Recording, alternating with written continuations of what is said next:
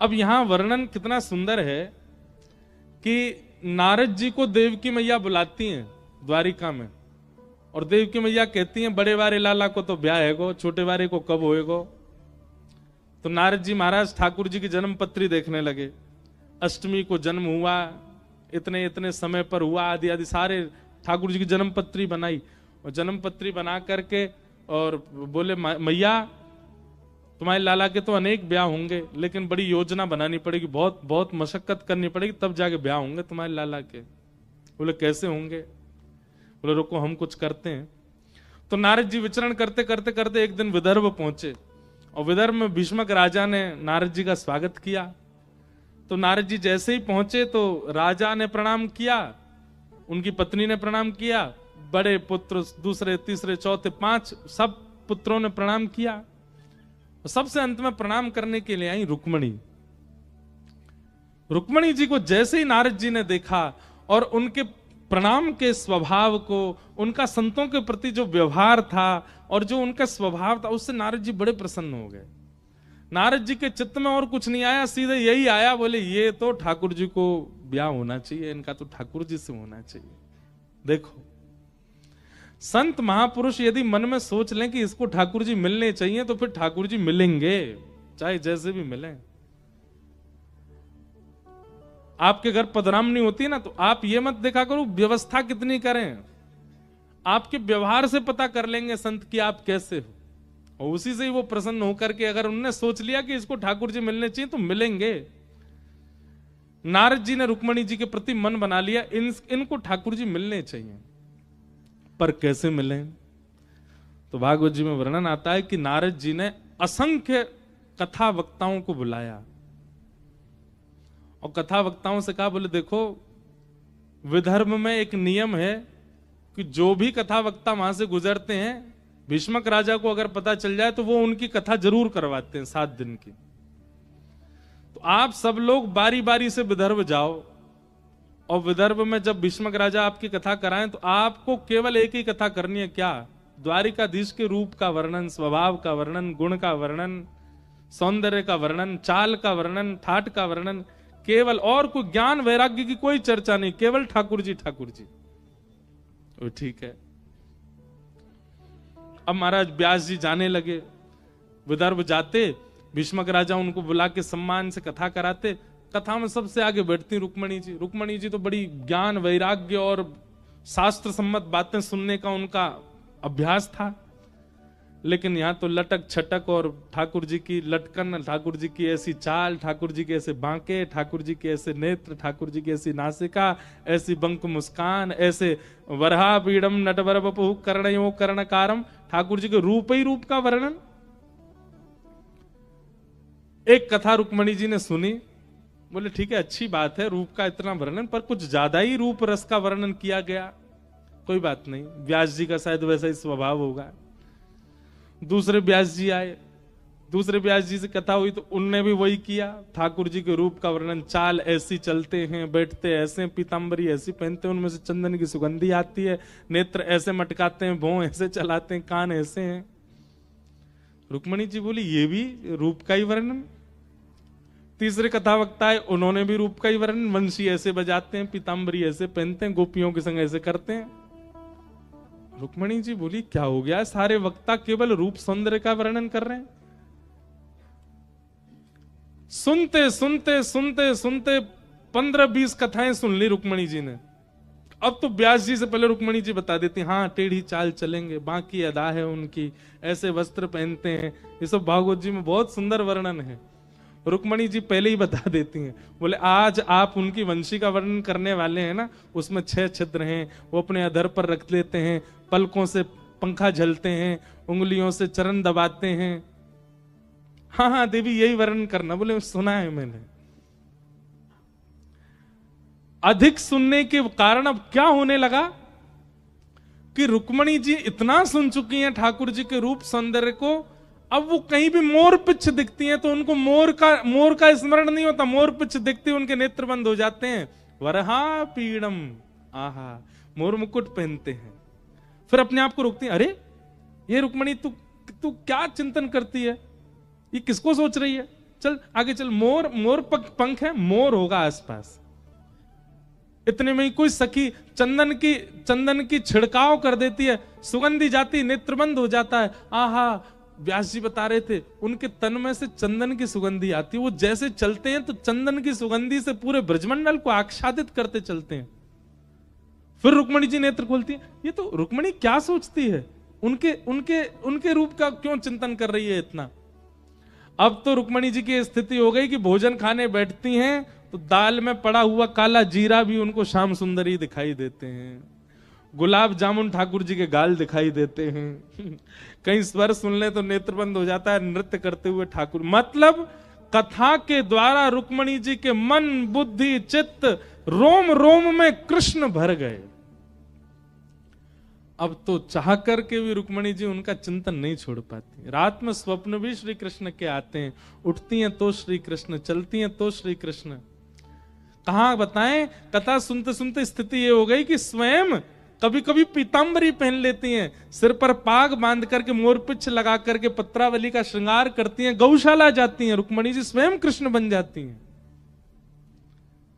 चिंतन करने तमाल वृक्ष को देख के दौड़ती हैं, आलिंगन कर लेती हैं, ये मेरे श्री कृष्ण। कथा ने ऐसा परिवर्तन कर दिया रुक्मणी जी के चित्त में। अब तो रुक्मणी जी की स्थिति ऐसी हो गई, अब तो कृष्ण ही चाहिए और कहीं नहीं जा सकते।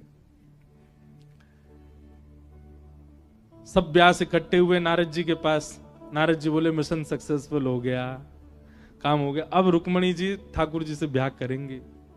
अच्छा, इसमें एक बात आती है कि जब रुक्मणी जी ने पहली बार प्रणाम किया नारद जी को, तो नारद जी ने ठाकुर जी के विवाह का प्रस्ताव भीष्मक राजा को दिया कि द्वारिकाधीश वसुदेव जी के पुत्र, उनसे आपकी पुत्री का विवाह करा दें। तो जब रुक्मणी जी से पूछा गया तो रुक्मणी जी ने पहली बार में मना कर दिया। अब पता नहीं कैसे हैं, क्या हैं, हम कैसे। तब नारद जी को सनक चढ़ी, बोले रुको अभी बताते हैं कैसे हैं। इतनी कथा सुनाई, अब तो रुक्मणी जी के चित्त में रोम रोम में श्री कृष्ण आ गए। नारद जी बोले काम हो गया, अब ब्याह हो जाएगा ठाकुर जी का, हम बाराती बनेंगे, नाचेंगे, गुलाब जामुन खाने को मिलेंगे। सब देवता प्रसन्न हो गए, बोले जय हो, ठाकुर जी को ब्याह कराओ जल्दी। जिन लोगों का नाश हो चुका होता वो चाहते हैं सबका हो। हमारे पीछे भी दुनिया हाथ धो के पड़ी है, ऐसा नहीं है, विनोद में कह रहे हैं हम तो बात। द्वारिका तो ब्याह की भूमि, यहाँ तो ब्याह ही ब्याह किए ठाकुर जी ने। नारद जी बोले अब काम बनेगा, सब तैयारी कर लो, हे इंद्र आदि देवताओं सब अपनी अचकन बनवा लो, बढ़िया वाले कुर्ते बनवाओ, ठाकुर जी का ब्याह होगा। नारद जी गए द्वारिका में जाके देवकी मैया से बोले आपके लाला के काजे बहुत बहुत बढ़िया छोरी देख ली मैंने, और वो पूर्ण रूपेण आपके लाला के लायक है। रुक्मणी जी का जब रूप सौंदर्य और गुण वर्णन किया, ठाकुर जी वहीं बैठे थे। अब ठाकुर जी मना करने लगे, नहीं मैंने नहीं कर, मुझे नहीं करना ब्याह। नारद जी बोले जैसे तैसे मैंने वहां सब व्यवस्था बनाई, अब ये मना कर रहे हैं, रुक जाओ।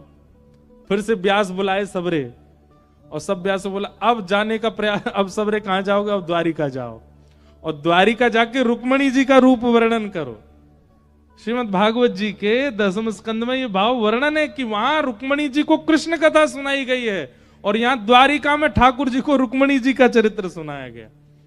अब व्यास आमे, ठाकुर जी तो सभा में बैठते, सबसे मिलते, महाराज ठाकुर जी प्रणाम, हम व्यास हैं, हम उज्जैन से आए। अच्छा व्यास जी, शाम को भैया 2 घंटे का सत्र व्यास जी का होगा, सब कथा सुनेंगे, सब यदुवंशियों से कह दो। सब यदुवंशी इकट्ठे होते, ठाकुर जी आगे बैठते, यजमान बनते, यजमान बनते ही सीधे व्यास जी कथा कहां से प्रारंभ करते, राजा सीत भीष्मको नाम, एक भीष्मक नाम के राजा हैं, उनकी 5 पुत्र हैं, एक पुत्री है, उसका नाम है रुक्मणी। रुक्मणी के नेत्र ऐसे हैं, रुक्मणी की नासिका ऐसी, रुक्मणी ऐसी दाल बनाती है, रुक्मणी ऐसे प्रसाद पवाती है, रुक्मणी ऐसे चलती है, ऐसे देवी पूजन करने जाती है, ऐसी चुनरी पहनती है, उसके केश ऐसे हैं, उसके गाल ऐसे हैं, उसका स्वभाव ऐसा है, उसकी वाणी ऐसी है। ठाकुर जी बोले तो कोई नई ग्रंथ की रचना हुई है भैया, ये हमने तो पहली बार सुना। हम तो कथा में अधिकतर अपना ही पर ब्रह्म रूप सुनते हैं, पर ये तो कोई नए ग्रंथ की रचना है। एक कथा हो गई, बोले बहुत बढ़िया व्यास जी, बहुत बढ़िया कथा सुनी, अब अगली बार थोड़ी ब्रज लीला भी सुनाना। बोले जी। दूसरे व्यास जी आए, उन्होंने भी रुक्मणी चरित्र सुनाया। तीसरे व्यास जी, अब तो 10-15 व्यास सुना के रुक्मणी, अब यहाँ ठाकुर जी की भी स्थिति यही हो गई। नेत्र बंद करते हैं तो उनको रुक्मणी जी दिखती हैं, चलते हैं तो रुक्मणी जी दिखती हैं, कहीं पर गुलाबी साड़ी दिख जाए तो उनको रुक्मणी जी दिखती हैं। द्वारिका में जिनकी नए नए ब्याह हुए हैं उनके रूप देखते हैं बहुओं के, तो ठाकुर जी अनुमान लगाते हैं इसके नेत्र तो थोड़े बड़े हैं। व्यास जी ने तो ऐसे बताए ना, कटाक्ष जैसे नेत्र हैं रुक्मणी के, उसकी नासिका ऐसी है। नारद जी बोले काम हो रहा है, यहां पर भी चल रहा है। अब चित्तवृत्ति में रुक्मणी बैठ गई है। एक दिन ठाकुर जी बैठे थे गोमती जी के तट पर और दर्शन कर रहे थे, तभी नारद जी आए और नारद जी ने आकर के ठाकुर जी से कहा, भगवान अब ब्याह कर लीजिए आप। ठाकुर जी नेत्र बंद करके बैठे थे।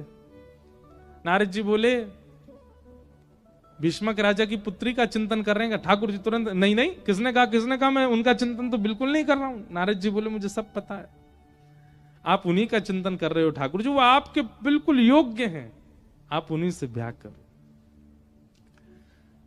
ठाकुर जी बोले, देखो मां के सामने हमको बोलने में बहुत शर्म आती, पर हमारा मन तो बहुत है कि उनसे ही हो जाए हमारा ब्याह। तुम ही कोई योजना बनाओ, अब योजना बना करके कोई ऐसी लीला करो कि माता पिता को इन्वॉल्व ना करना पड़े और हमारा ब्याह हो जाए। हमको बहुत संकोच होता है उनके सामने। नारद जी बोले, आपने भी किसको व्यवस्था दी है? रुको अभी बनाता हूं। और ऐसी योजना बनाई नारद जी। नारद जी का तो काम ही है, नमक मिर्च नींबू तो संगी लेके चलते हैं। क्या योजना बनाई? भगवान के जो साले साहब हैं रुक्मी, उनके चित्त में ठाकुर जी के प्रति पूर्ण रूपेण विरोध भाव प्रकट करवा दिया। और उसको यह पता चल गया कि रुक्मणी ठाकुर जी से ब्याह करना चाहती है, तो उसने जल्दीबाजी में अपने मित्र शिशुपाल से रुक्मणी जी की सगाई कर दी और रुक्मणी जी से कह दिया, तैयारी रखना, मैं इन्हीं से तुम्हारा ब्याह कराऊंगा। रुक्मणी जी ने यह बात जाकर के अपनी भाभी से कही। उन्होंने कहा कि आप पत्र लिखो और ठाकुर जी को पत्र लिख करके अपने हृदय के भाव बता दो। यदि वो आपसे प्रेम करते होंगे तो आपको ले जाएंगे, और यदि उनके चित्त में कोई भावना नहीं होगी तो फिर इससे ही ब्याह करना पड़ेगा। रुक्मणी जी ने ठाकुर जी के लिए सुंदर पत्र लिखा और रुक्मणी जी ने पत्र लिख करके ठाकुर जी से कहा कि हमने आपको कभी देखा नहीं है, पर आपका गुण बहुत सुना है, और जिनका गुण इतना सुंदर है वो स्वयं कितने सुंदर होंगे। केशवा माधवा तुझा नामा तरे गोडवा, तुझा नामा तरे गोडवा। मराठी में गाते हैं कि जिनका नाम ही इतना सुंदर है, जिनका नाम ही इतना मधुर है, वो स्वयं कितने मधुर होंगे। रुक्मणी जी भी वही कह रही हैं, जिनका गुणानुवाद इतना सुंदर है वो स्वयं कितने सुंदर होंगे। इसलिए नाथ, मैंने आपको देखा नहीं, मैंने केवल आपको सुना है और सुन करके आपको अपना पति रूप मान लिया है। आप कृपा करके मुझे स्वीकार कर। रुक्मणी जी ने पत्र में कई सारे बातें लिखी, कई भाव लिखे, संकेत कर दिया कि मैं लक्ष्मी हूं, आप नारायण हो, मेरा वर्ण कीजिए।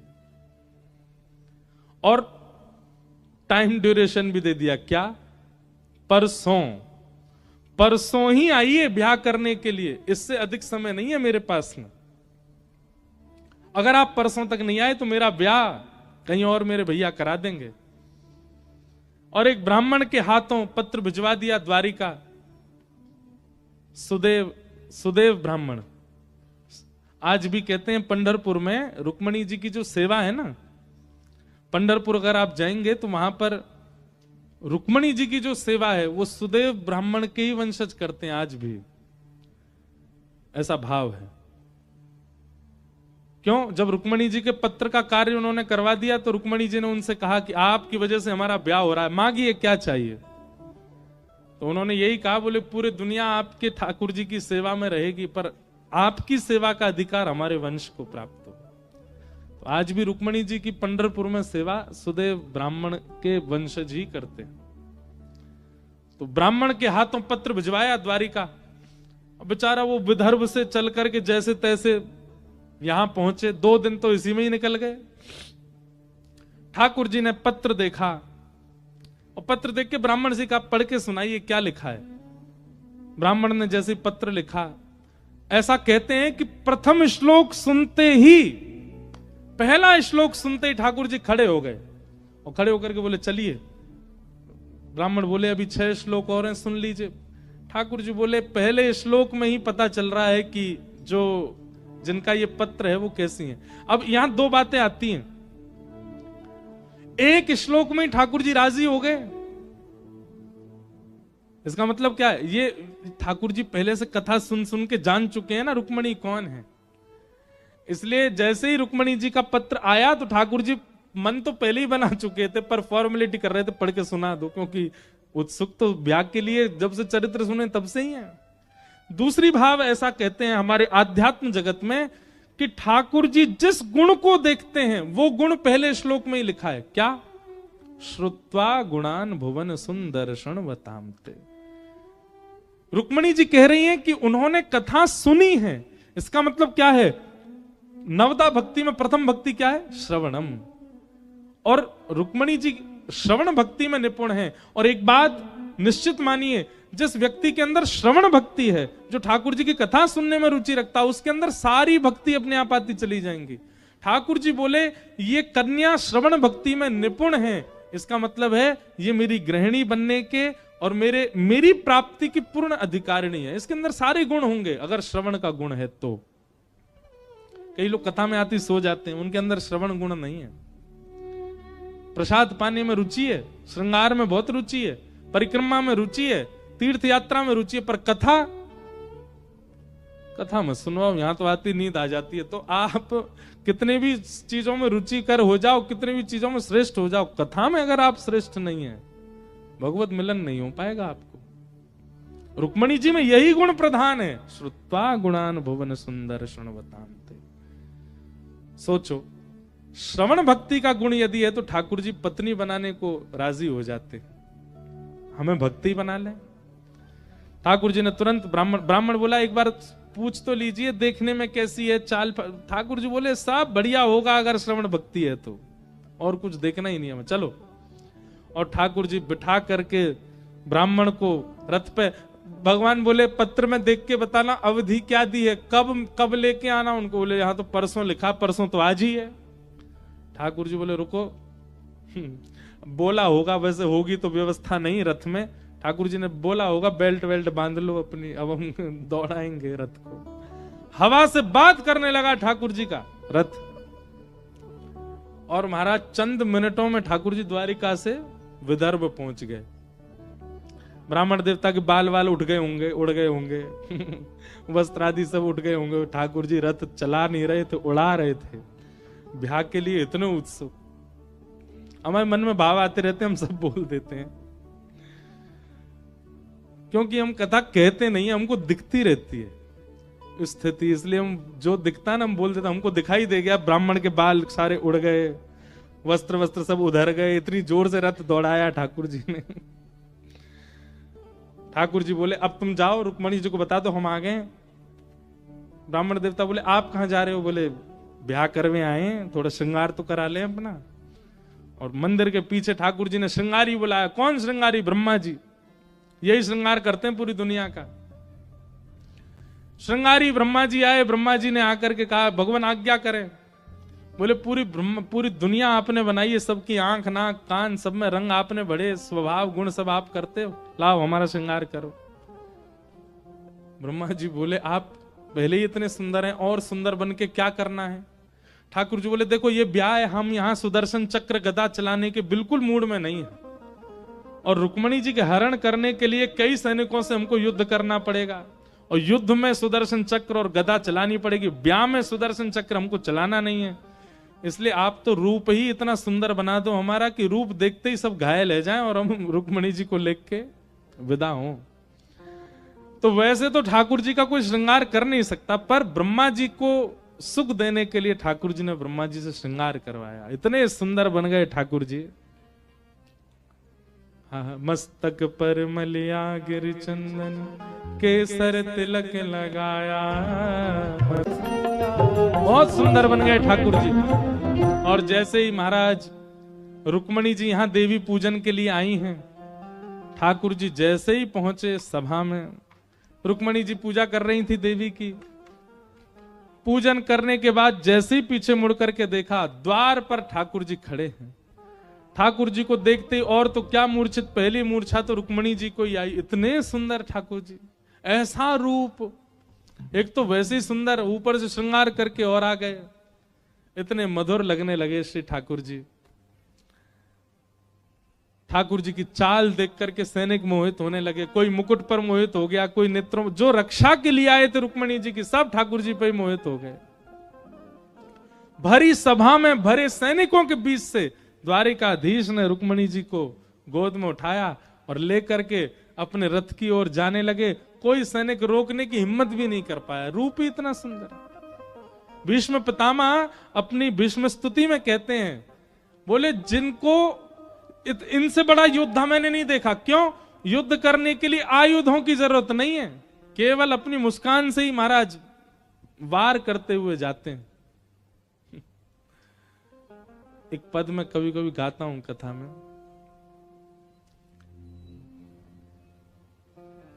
बहुत सुंदर भाव है। जादू भरी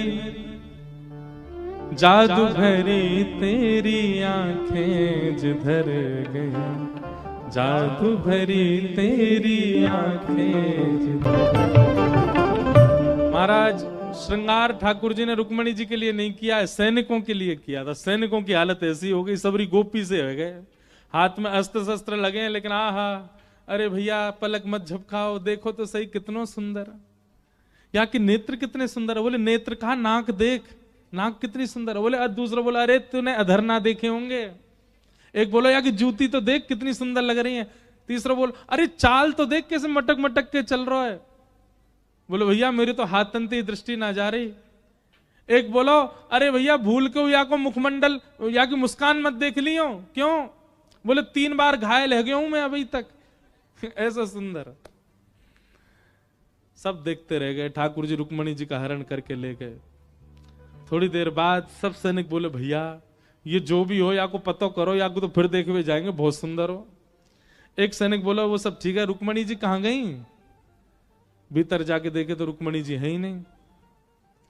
सब ढूंढने लगे, कहां गई कहां गई। तभी एक सैनिक बोला, बोले मैं बताऊं कहां है। बोले कहां है? बोले वो ले गए हो, जाके तुम हाथ देख रहे, पाम देख रहे, नेत्र देख रहे, मुस्कान देख, वही ले गए हो। सब सैनिकों ने उसको पकड़ लिया। बोले हम तो उसके रूप देख रहे, तेरे को तो पता थी कि वो ले जा रहा है, तेने क्यों नहीं रोका?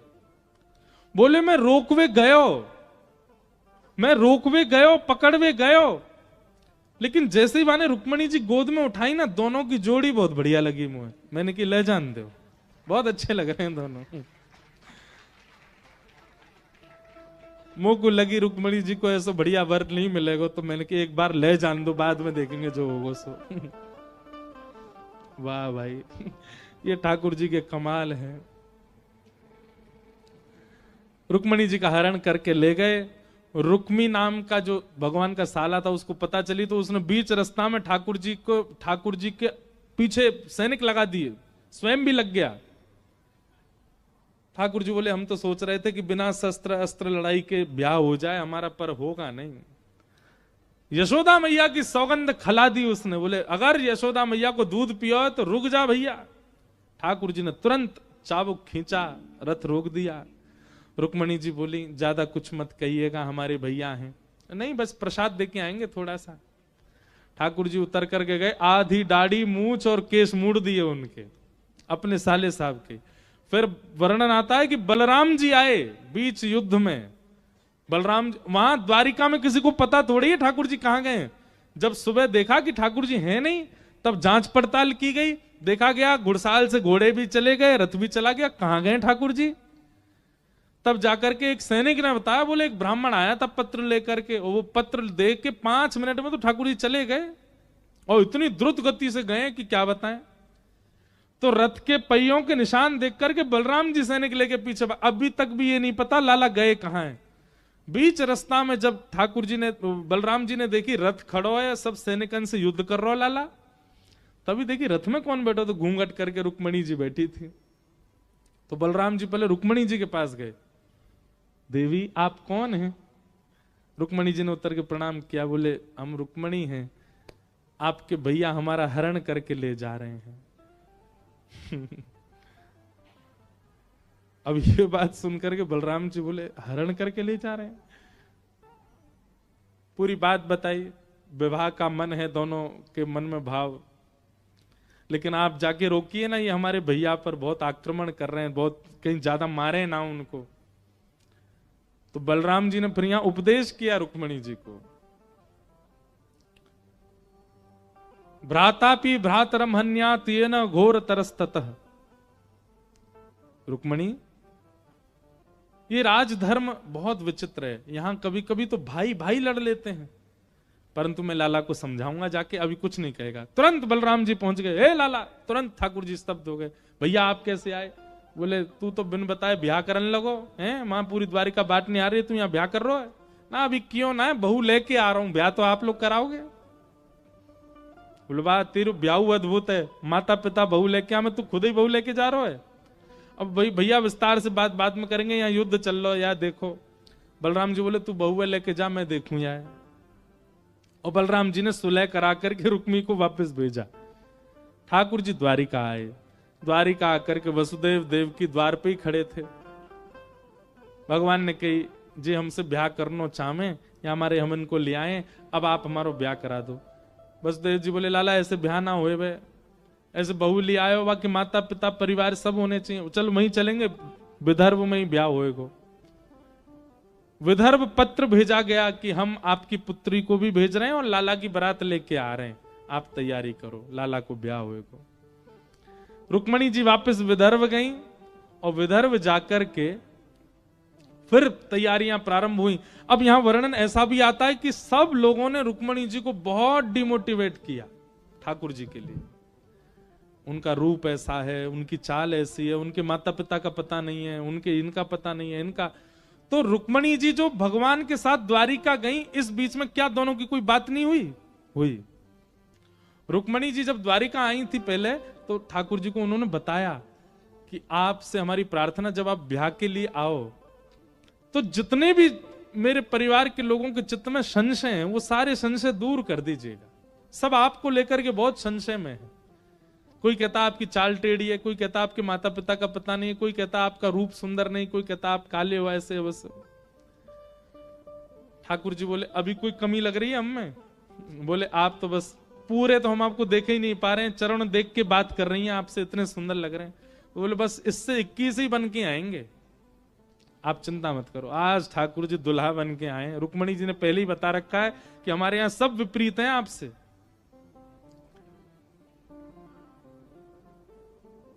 जैसे ही आए, अब सब केवल रिवाज निभा रहे हैं, किसी को भी पसंद नहीं था ये ब्याह। रुक्मणी जी को कई लोग तो रो रहे थे, इतनी सुकोमला हमारी रुक्मणी और ऐसे से ब्याह कर रही है।